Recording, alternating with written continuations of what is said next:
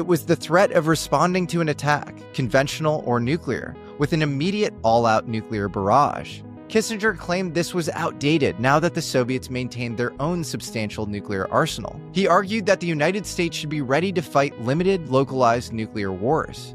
His writing was noticed, and he was invited by McGeorge Bundy, a colleague and professor at Harvard at this time, to work with the Council on Foreign Relations. The CFR, a private organization tied to elite circles of business, government, and academia, was a crucible for Cold War policy. Much like a think tank, it served as a discussion club of the most powerful and successful leaders and well-connected figures of foreign affairs.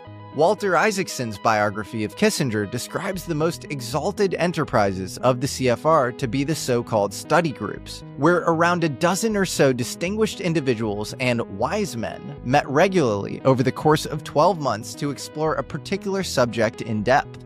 Each group had a study director, usually an up-and-coming academic, who would collate their discussions into something that may or may not be disseminated to government or the public. For example, McGeorge Bundy was a part of a study group in the late 1940s that examined Marshall Plan aid to Europe. Some of its members should sound familiar. Eisenhower, before his presidency, was involved, along with future CIA Director Allen Dulles and future CIA Deputy Director Richard M. Bissell. Also contributing was George F. Kennan, just after writing